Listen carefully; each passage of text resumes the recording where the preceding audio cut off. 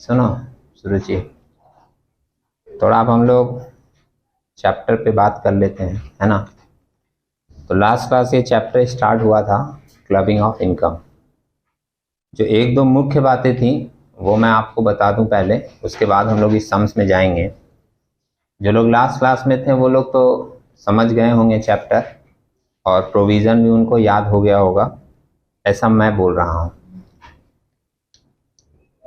एक दो अगर बेसिक बात करें प्रोविज़न का तो क्या था, अगर हम लोग माइनर चाइल्ड की बात करें जिसका इनकम ज़्यादातर क्लब वाला सम्स हमारे एग्जाम में आता है, तो उसमें एक सिंपल सी लाइन क्या थी कि पेरेंट्स में जिनका भी इनकम हायर होगा, मम्मी का है तो मम्मी, पापा का हायर है तो पापा के साथ उस बच्चे का इनकम क्लब हो जाएगा। ठीक है। दूसरी बात इंपॉर्टेंट क्या थी लिखी हुई उसमें कि उस बच्चे के इनकम पे 1500 रुपए तक की छूट मिल जाएगी। 1500 रुपए तक की बोला गया है, इस वर्ड का मीनिंग समझ रहे हैं ना। जैसे इनकम अगर उसका 1000 रुपया है तो 1000 का ही मिलेगा पूरा छूट, लेकिन इनकम अगर 2000 है तो 1500 का मिलेगा और 500 रुपया जो एक्स्ट्रा होगा वो क्लब हो जाएगा। ठीक है।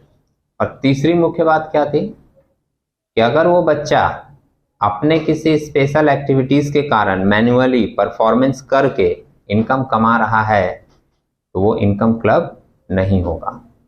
ध्यान में है। अब ये तीन बातें जो आप लोगों ने लास्ट क्लास पढ़ी थी उसी को थॉट में रखकर हम लोग अभी ये सम्स देखेंगे और इसका कैलकुलेशन करेंगे। ठीक है।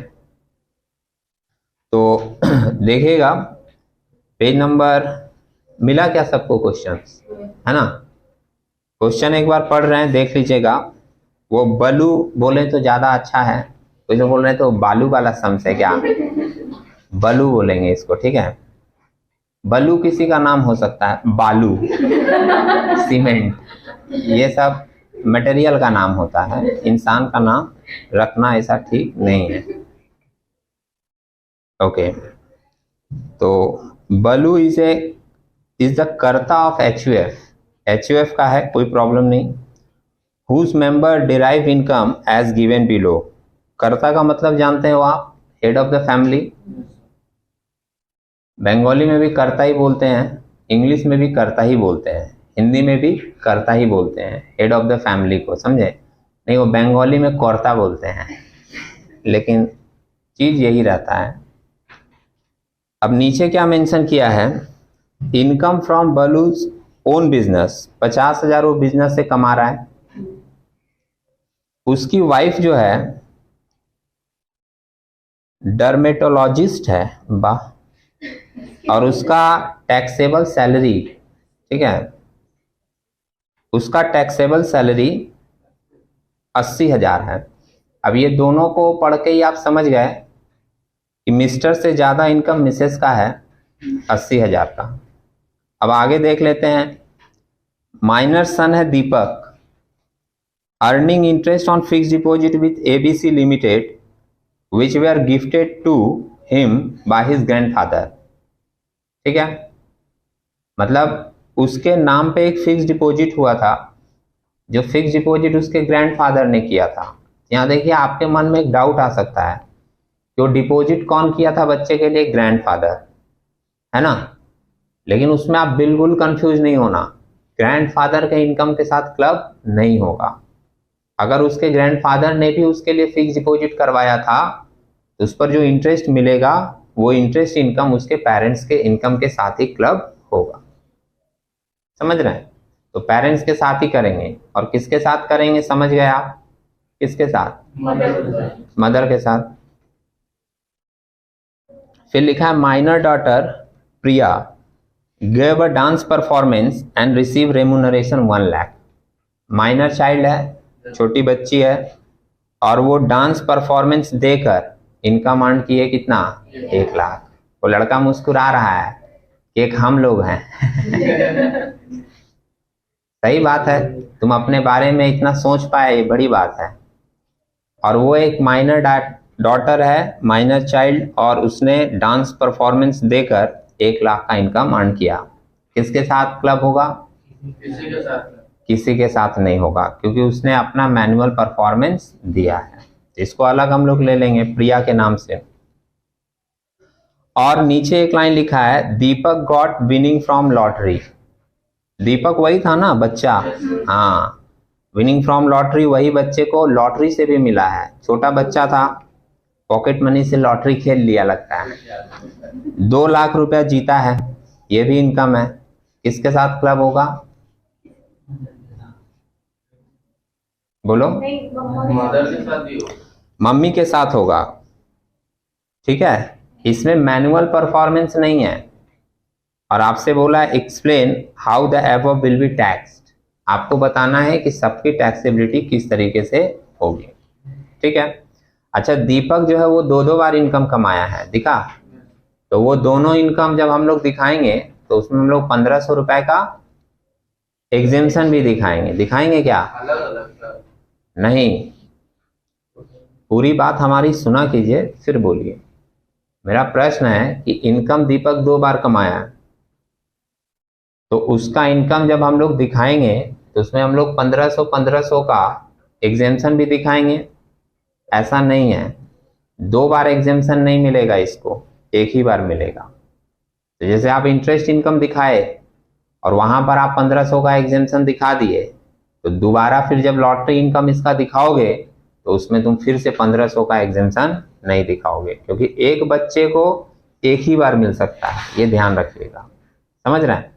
अगर 2 बच्चा है, दोनों कर रहा है, तो दोनों को मिलेगा अलग अलग।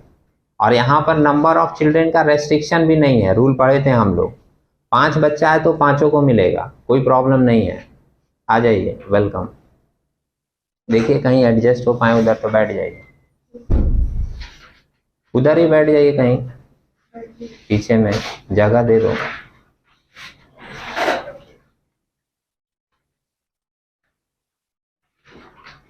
वापस से वो लाइन बोल देते हैं, है ना?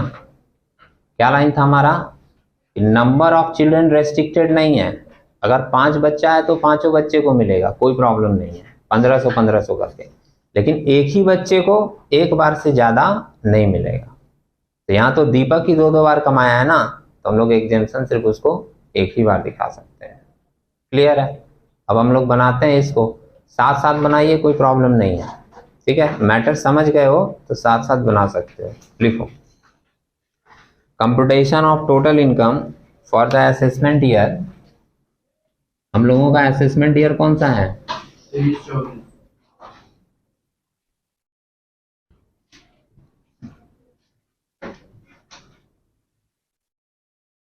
टोटल इनकम, इसको टोटल टैक्सेबल इनकम भी बोलते हैं। For the assessment year 23-24।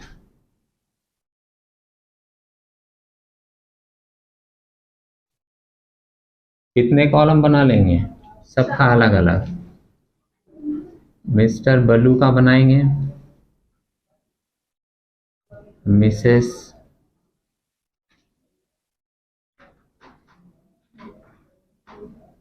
बल्लू का बनाएंगे, और प्रिया का बनाएंगे, माइनर डॉटर है। ठीक है, और जो कैलकुलेशन रहेगा वो हम लोग इनर कॉलम में ही कर लेंगे। चलिए, इनकम फ्रॉम हाउस प्रॉपर्टी से लिखना शुरू करते हैं, या इनकम फ्रॉम सैलरी से। जैसे किसी किसी सम्स में 2 इनकम रहता है, किसी में 3, लेकिन तुम माइंडसेट सबका रखोगे। हम लोग स्टार्टिंग से लिखेंगे इनकम फ्रॉम सैलरी, सम्स में है ना, मिसेस बालू का, तो पहला वही लिखेंगे, इनकम फ्रॉम सैलरी।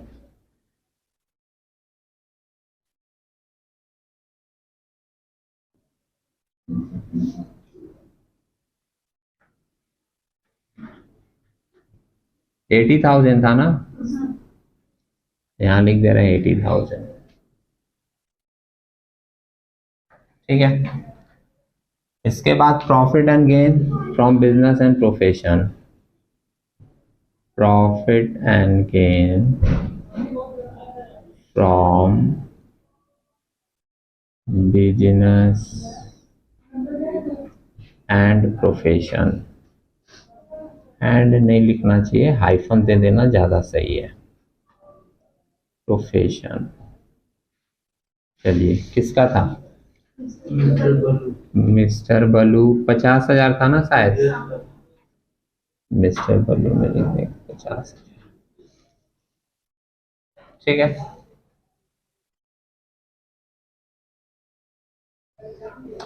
इसके बाद हम लोग क्या लेंगे? इनकम फ्रॉम हाउस प्रॉपर्टी है नहीं, कैपिटल गेन है नहीं, अदर सोर्सेस। अदर सोर्सेस में क्या क्या आएगा?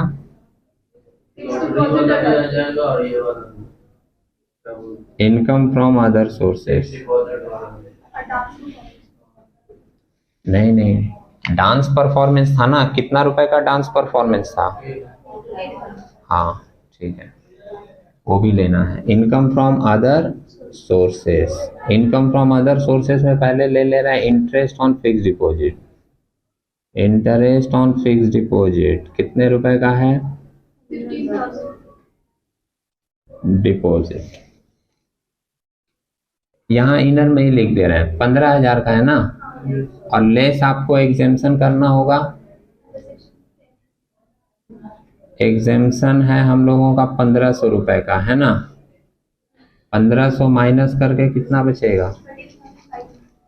ये हम लोग दिखा देंगे 13,500 मिस्टर मिसेस बलू। ठीक है, winning from lottery, winning from lottery कितने का है? तो ये 2 लाख पूरा का पूरा दिखा देंगे डायरेक्ट। किसके इनकम में? मम्मी के इनकम में। ठीक है, इसमें से नहीं किए 1,500 लेस, ध्यान में है ना लाइन। एक बच्चे को 1,500 का छूट एक ही बार मिलेगा, दूसरा बच्चा किया होता। ठीक है, लेकिन लॉटरी जीता था, समझदार आदमी बोल देगा कि नहीं दूसरा वाला बच्चा जीता है, 1,500 का उसको भी छूट मिल जाता। समझ रहे हैं मेरी बात? हाँ, वो लड़का बोल रहा है नाम तो लिखा होगा ना लॉटरी पे, सेखा नहीं धोरा पोड़ रहे। लेकिन लॉटरी हम लोग जनरली लेते हैं तो उसमें नाम लिखा हुआ नहीं रहता है ना, नंबर रहता है। ठीक है, और क्या इनकम था? Dance performance. Dance performance, dance performance से कितना? 1 लाख। तो इधर डायरेक्ट दिखा देंगे।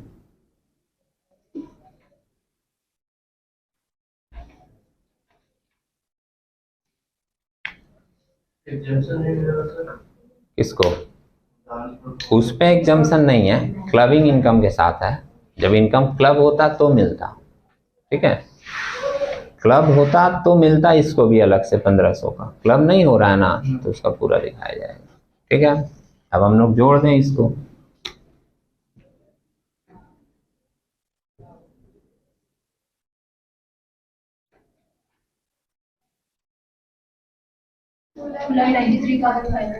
$2,93,500।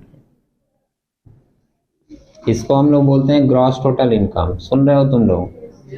फर्स्ट चैप्टर में यही सब डेफिनेशन आता है, what is gross total income, या write a short notes on gross total income and total income. क्या लिखेगा साहिल?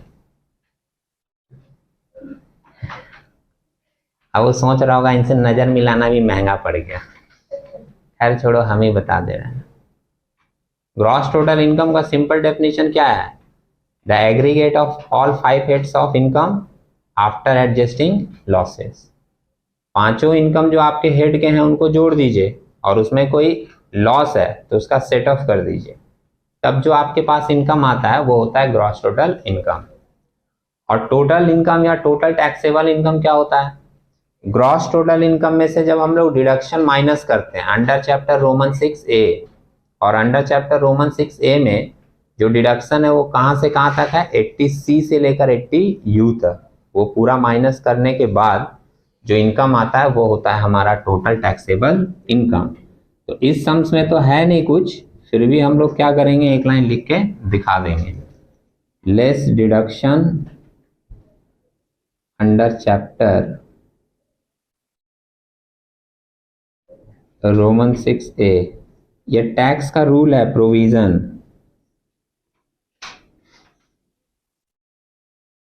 तो हमको जो मिलेगा उसको हम लोग बोलते हैं टोटल टैक्सेबल इनकम।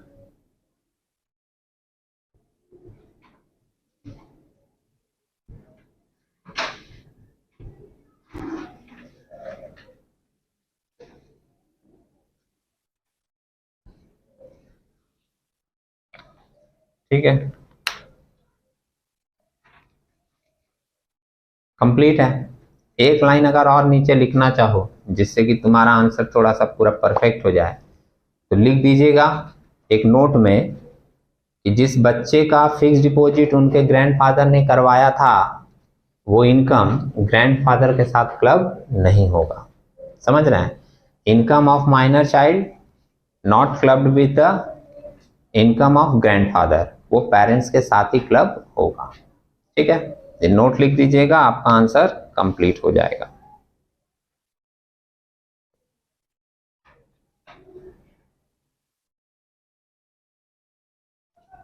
कंप्लीट करके देखो, कोई डाउट है तो फिर से पूछ लो।